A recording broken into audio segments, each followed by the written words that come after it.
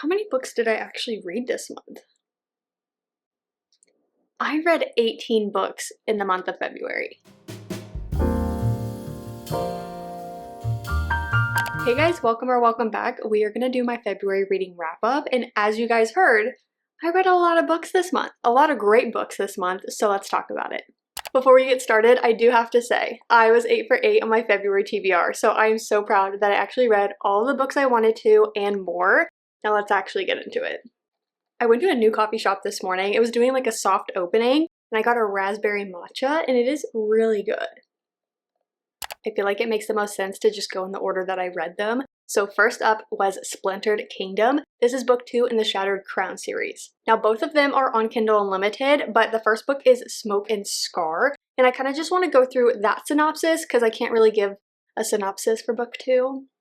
So in this world, the humans and the magical races, a lot of fays in this world, they have just been at odds for centuries, but they do have this arcane crucible that is a series of trials every 25 years. And the goal of this is to just offer a chance of peace, as they always say. We have our main female character, Alira, who is a celebrated fae war hero, but she is really drowning in grief after the last crucible killed the man she loved. So in this book, we're really following Alira trying to stop his sister from falling into the same fate.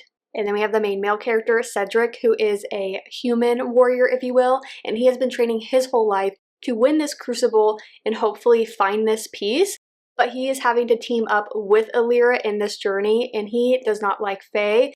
Fae are who killed his parents, so you are seeing them really at odds with each other. The Arcane Crucible is really this unwinnable challenge that they're all facing, so you're really watching them to see if they can defy all the odds. I really loved our main characters. I really enjoyed the side characters, the sense of found family we're watching as they go through these trials.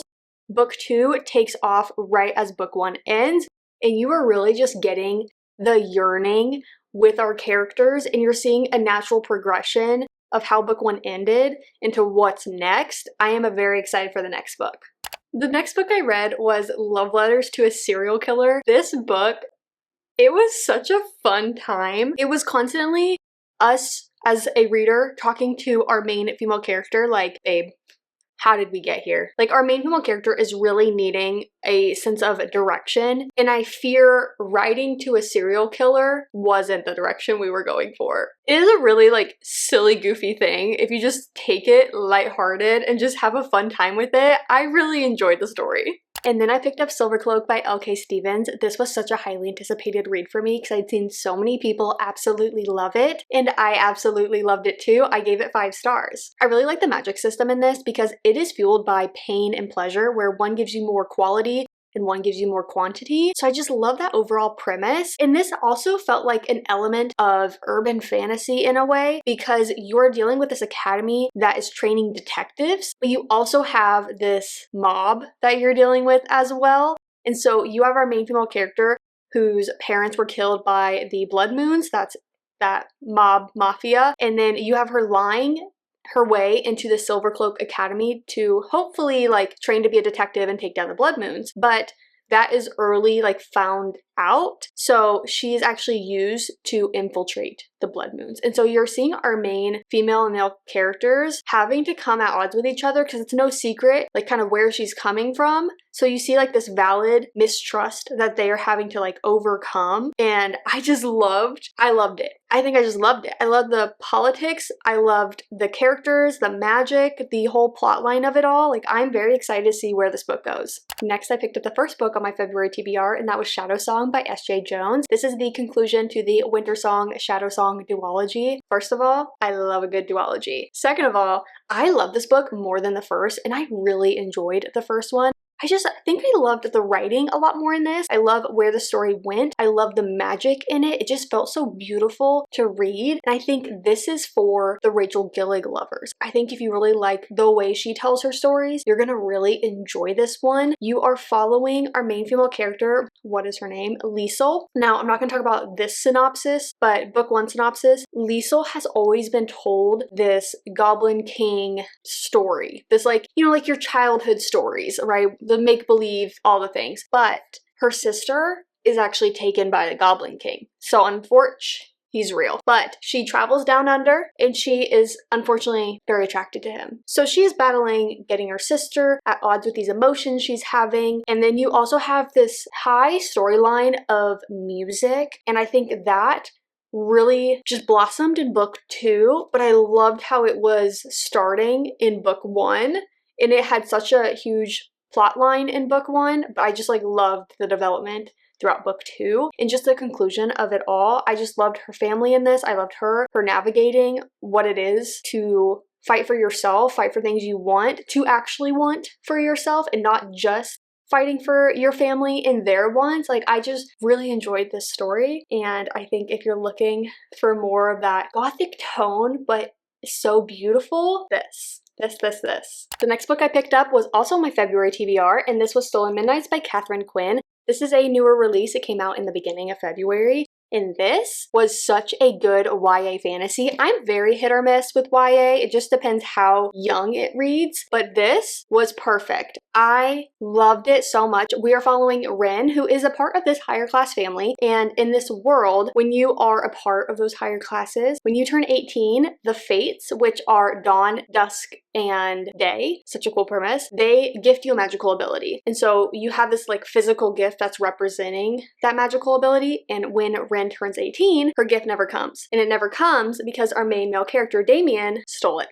He is a part of the lower class. He is a renowned thief. And what we see discovered on the back is that when he opens up that locket, he sees a picture of himself. So you know that their fates are intertwined, and you're watching them discover how and why, and you're seeing their different paths cross early on, and then ultimately they're having to work together to kind of just figure out what's happening. So I really enjoyed this one. This is also a duology. I really loved her work in To Kill a Shadow. That's what made me discover Catherine Quinn. I didn't love the second book in that duology as much, but I was really excited to get back into her work. I love this book so much. I'm excited to see how it concludes in part 2. The next book I picked up was another 5-star book. It was A Vow in Vengeance by Jacelyn Rodriguez. This was a new release, I believe, from January. And you guys, sue me, this deserves the same hype as Fourth Wing. I had the same obsessive, bingeable feelings as Fourth Wing. I love this book. I love the magic system. I loved the political side. I loved the characters, the side characters. I think I really enjoyed the magical elements because it felt like Harry Potter After Dark, because you have wands,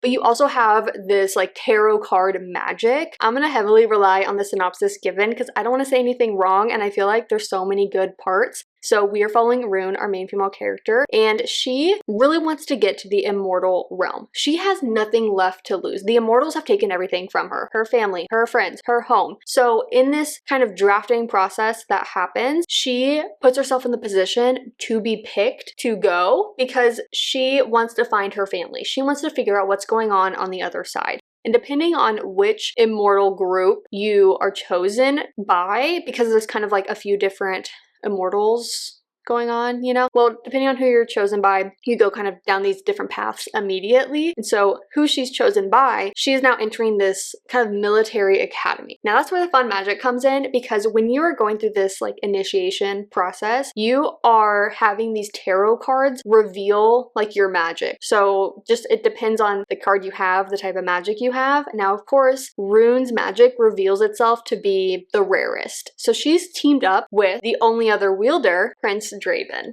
our main male character. Now, very much, you know, distrust there. They're not going to like each other, but they do strike up a deal where he is going to help her train for a price. And now upon that whole journey, she's obviously going to learn so much more about the kingdom. She's going to learn just what's going on behind the scenes and kind of how these different wars happen. Doesn't matter what world you're in. So I really liked the academy part. I loved the magic system. I really liked their dynamic. It just felt like it just made sense. And I ate it up. I ate it up. I am so excited to see where this series goes.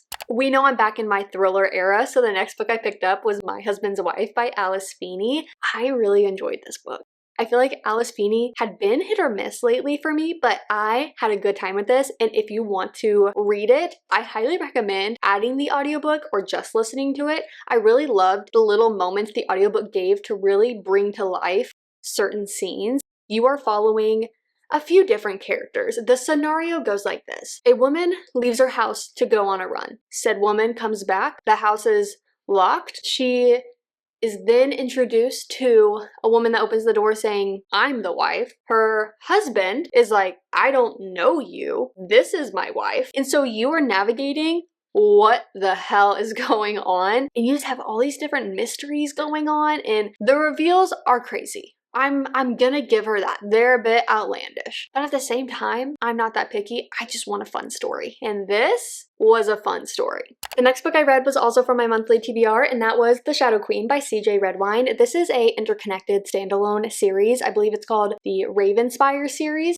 So this is the retelling of Snow White. I really enjoyed this one. I felt like it was a good, fun, standalone fantasy. You're following Lorelai, who is a crown princess fugitive at large. She wants revenge on the queen that killed her family, rightfully so. But she knows that she needs to be stronger, smarter, quicker, and she needs to beat the queen with something they both share, which is magic. So she is working to do all of those things. Alongside this, we have Prince Cole, who is a part of a neighboring kingdom where his family, really his dad and his brother, were recently killed by magic wielding ogres, as they are. And so he wants to strike up this alliance with the queen. He needs her magical help to find these ogres, to revenge and keep his people safe. So he strikes up a deal with the queen to find Lorelai, hunt Lorelai, and take her heart. Unfortunately, Lorelai is not what he expected, and you see them at odds with that. And so I really loved this story. I felt like we got a lot of action in one book, but it was still really easy to get into, really easy to just kind of fall in love with the story. I just had a really good time with it, and I think if you're wanting a fantasy story, but you're not wanting to get into a series, you're not wanting to use a ton of brain power in standalones, you can't have this massive world building. So I felt like this did a really good job of that. The next book I picked up was Small Favors by Erin A. Craig. This was also on my monthly TBR. I am really wanting to get through her backlist. I really love her writing. I feel like she is just consistent. You know what you're gonna get, which is an intriguing, eerie, magical story. In this standalone, we are following Ellery Downing, and she is a part of this small town, Amity Falls, where they are really just isolated from the world. They have this impenetrable forest that protects them, but also has been known to host monsters, and they haven't seen them for a while. However, we have this supply party that goes missing, and one by one, we just see these different instances happening where just the townspeople are being drawn to the forest, drawn to these devilish creatures that are promising them something in return for just a small little favor. And I think the madness in this story was so good, and you're just following Ellery as she navigates being a woman, first of all, in this world, because she's following like her twin brother that gets to just do whatever he wants, but she can't just do whatever she wants because she has duties. She needs to be married off. She has household chores. Like, the standards for her are so different, and so that is definitely discussed in this book. And I love that she is just really taking everything in full stride and wanting to do everything she can to protect her family, the boys she loves, and just this town before the madness gets to everyone. So I really enjoyed this one. If you want a good, eerie, magical story, this is your book. Guys, I don't want to talk about this next one. And then I picked up Ninth House by Leigh Bardugo. This was also on my monthly TBR. Here's the thing. I tried to read this a while ago, and I think it was like terrible timing. Like, I think I was starting it at night. Nothing I read made sense. So I was like, let me try it again. So I tried it again. I think I was confused 85% of this book. I think I'm generally a smart person. I think I understand books that just kind of take some time to get into. I just never cared about what's going on. And I think it really is a me thing. Like, this just isn't for me. I think I gave it 3 stars. I didn't want to give it anything lower because it really wasn't, like, I didn't like what I did understand of the story. And when it was ending, I felt like I did finally understand a lot more. And I didn't, like, it's not like I love the writing, but it's not like I didn't like the writing. So I felt like 3 stars was fair. I had an okay time with it. Definitely nothing special for me. I think I'll eventually continue this. I just think I'll read it from my library because I just didn't find myself really all that invested in it. Now, maybe if I watch a solid summary video where someone recaps this in very simple terms, then I'll be like, that's a really good that's a really good story. And then I'll want to continue sooner than later, but I can't even tell you what happened in this book. I can't even tell you what the synopsis is. Like, you can read the back as well as I can. So, sorry. Next up, we have Thorn. This is a YA fantasy that was also part of my monthly TBR and has been on my physical TBR for quite a while. I really enjoyed this. I can't recall if it's really a series. I feel like we had a pretty good conclusion to the end, but I see that there's more in the world, and I don't know if it's just like building on other characters, we're just set in the same world, or if it's an actual plot progression with these characters. But we are following Princess Alira, who, listen guys, her family, they're the worst. They just don't like her. They don't respect her, they don't treat her well, and so they really just want to marry her off. And that's the situation she's in. She is betrothed to a foreign prince, Kestrin. Now, in this process, in this exchange, she is going to his kingdom, and how does it say? A mysterious sorceress robs Alira of both her identity and her role as princess. And so now Alira is taking this opportunity to be away from these roles, this princess role, these obligations, and she is really getting to see what that kingdom is like and what it is really struggling with and what the people are struggling with. And so she is now at odds with herself of kind of fighting back to get to her princess position in order to save these people, have more authority to help save these people? Or does she just kind of turn her head and take the shot that she has to now live a non-royal life? So you're seeing her at odds with herself, and I just really enjoyed this story. It was a solid YA fantasy. I loved the prince in this. I loved the other characters that we see involved in this scenario. I loved the conflict that we had in this, that we were seeing just kind of resolved throughout. We have all of these side characters that you grow to really appreciate. And then I think I just really appreciated watching Princess Alira just figure out what she wants to do and kind of figure out coming into her own self, her own strength, and figure out her wants and what she wants to do with her life. So I highly recommend this. We're just going to talk about these two books together. So I finished the War of Lost Hearts trilogy. I read Children of Fallen Gods book 2, and then I finished the trilogy with Mother of Death and Dawn. How do I even talk about this trilogy? Here's the thing, guys. If you watched my videos, like my vlogs where I read these books, you saw how obsessed I am. And I love it. It is a 5-star trilogy. It reminded me so much of Throne of Glass and the depth that you get in just 3 books and the amount of care you get with the characters and the involvement, the investment. The political story was so good. The war aspect of this, the complexity of kingdoms. Oh my gosh, Milo, you startled me. And just everything about it, like, I just ate everything up. Oh, I can't wait to own these physically. I'm gonna need to own these physically. If you've yet to read these, but you love the depth that Throne of Glass gave us, you need to read this. They are all on Kindle Unlimited. I read the ebooks through Kindle Unlimited, but then I also had the audiobooks from Libby. So no excuses, guys. No excuses. I think you can obviously get the ebooks on Libby as well. So completely free. That's your homework. Read this trilogy. Now, I will be kind and I will go back to book 1 to kind of give you the synopsis on what this is about if you've never heard of it before. I'm just gonna read these 3 lines, and that's all you need to know. A former slave fighting for justice, our main female character, a reclusive warrior who no longer believes it exists, our main male character, and a dark magic that will entangle their fates. The magic in this was incredible. The warriors of this, our main characters, our side characters, the political intrigue, everything about it was so perfect. I can't recommend this enough.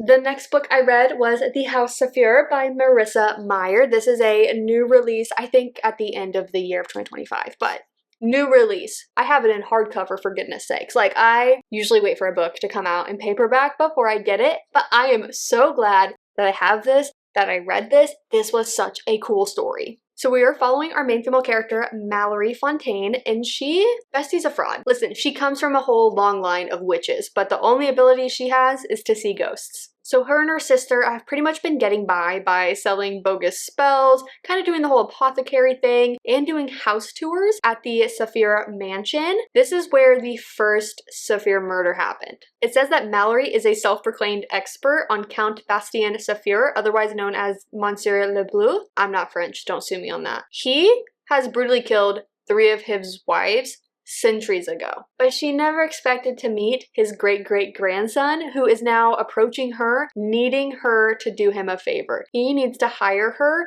because she evidently has all of this skill, and he believes Monsieur is back.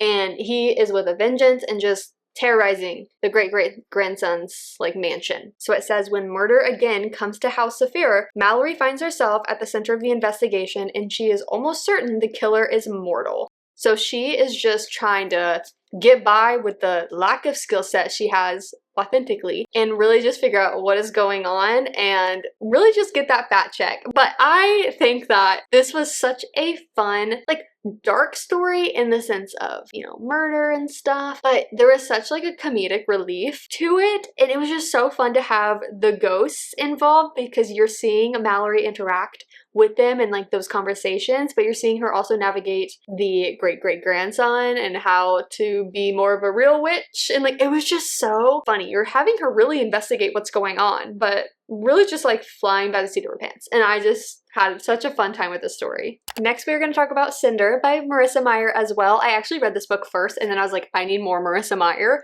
Saw The House Saphir on my shelf and grabbed it. But I picked up this thinking it was a part of a interconnected standalone series. False. It is a whole series because this ending, when it ended, I was like, wait, this is a series. I need to know what happens next. This was such a fun story, and I'm very excited to continue it. So in this book, we're in a future Earth where humans and androids are in a new Beijing. So we have basically this plague that is ravaging the population, and then we have the lunar people, the moon people, that are just waiting.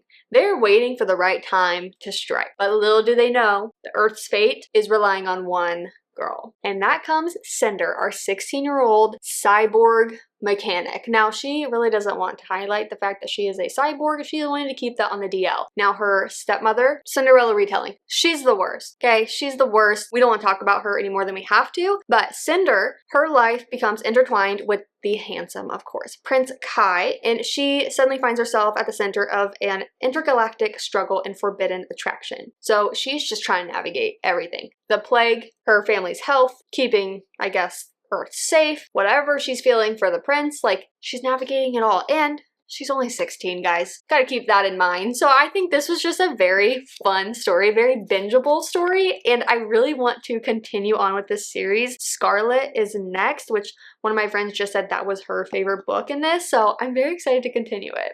This next one I am so proud of. I read The Book of Life by Deborah Harkness. This is the conclusion to the All Souls trilogy. Now, there are other books in this world, but you're really getting the conclusion to the trilogy here, and then you can continue on with other characters from the series if you want. I'm just proud of myself because this was on my February TBR. I read it, and it is just such a dense book that I had been putting it off for no reason other than seeing that many words on a single page was startling to me. But I loved it. I knew I would. I really enjoyed books 1 and 2, so diving into this, it was no secret to me that I was gonna have a great time.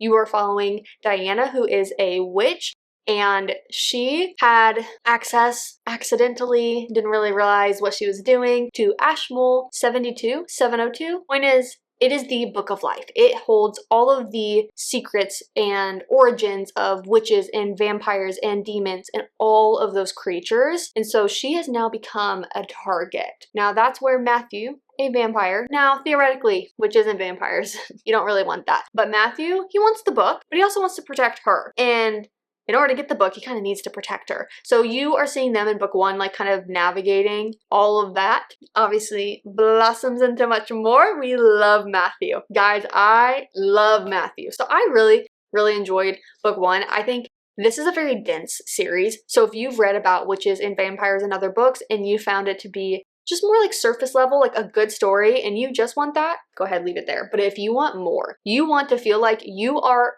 a witch and vampire yourself in this world, and you're like, they're among me for sure, because y'all maybe believe it, this is what you want. I think as much as it can be dense, it can be very well worth it. And I think if you want to get into it, I highly recommend using the audiobooks alongside to just kind of keep you going. Because Deborah, she is a history professor, so she holds a lot of history in this, and she makes it very educational in ways. And so I liked that because, again, it made everything feel real, but I think that it could be a turnoff for many people if you're especially just physically reading it. So I highly recommend the audiobooks alongside it, but I love the conclusion to this. I am so glad I picked it up.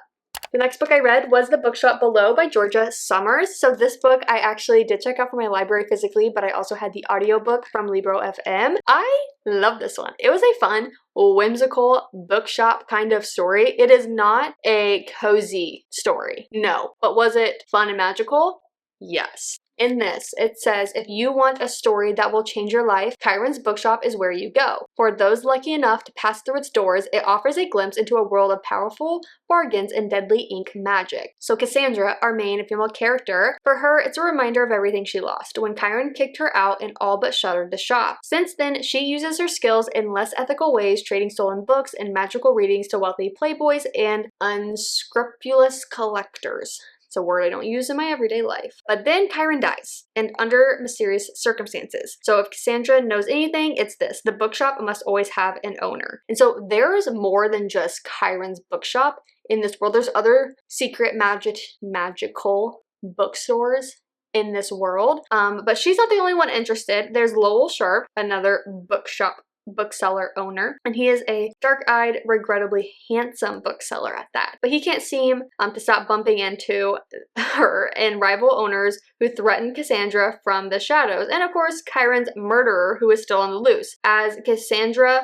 uncovers the secrets her mentor left behind, a sinister force threatens to unravel the world of the magical bookshops entirely. So you're definitely dealing with like a darker undertone, but it was still so cool. And I think if you are wanting just a kind of a different book, a kind of different magical book, fantasy, but not all that deep, all that serious. I mean, minus Chiron being killed. You know, other than that, this was a really fun story. I think I highly recommend the audiobook. You could probably follow along with just the audio. I just wanted the physical book as well because when I was at the library, I saw it. I knew I had the audio. I was like, let me just go ahead and pick up the physical copy as well.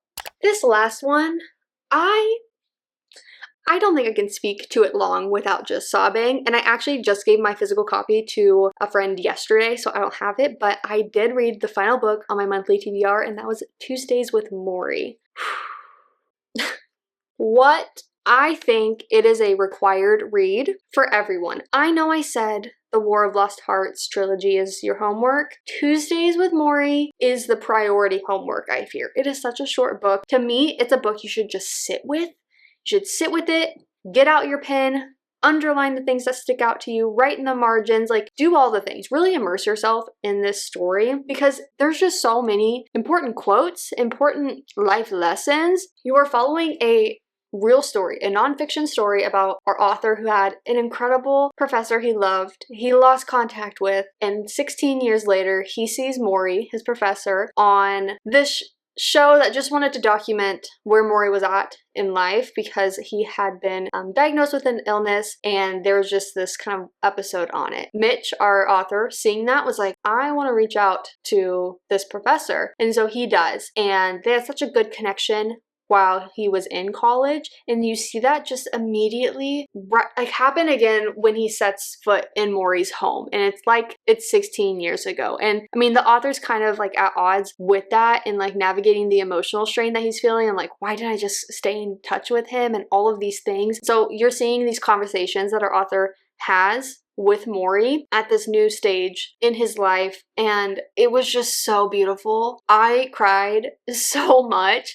I think I cried because of personal circumstances and experiences and like those memories that were being brought up for me, but I think anyone that's probably an empath will cry at this because it's just like so heartwarming and sad, and just like, I think these little things about living life that we're seeing in today's world that you're just like feeling that exhaustion, feeling that hurt. Why can't we all just be nice? You know what I mean? And like, I just found that book to be so incredible. I think everyone should read it. That's your nonfiction book of the year. If you're going to read one nonfiction, that's your book. It's a good plane ride book as well. I mean, unless you're not okay sobbing next to a stranger, I totally get that. But like, it's kind of one of those. I can't recommend it enough. And that was the final book that I read in February.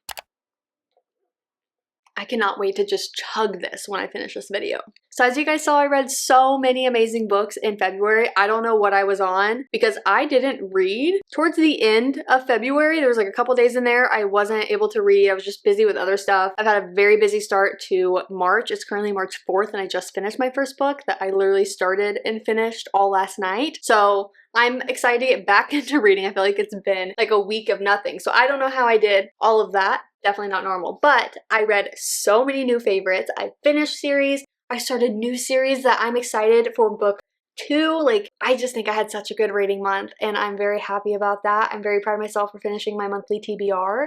If you guys have read any of these, let me know your thoughts. Did we align? Did we not align? I'm kind of scared about Ninth House. I feel like that's my only controversial one. Otherwise, I had a lot of books that I just really enjoyed this month. Thank you guys so much for watching, and I will see you in my next one.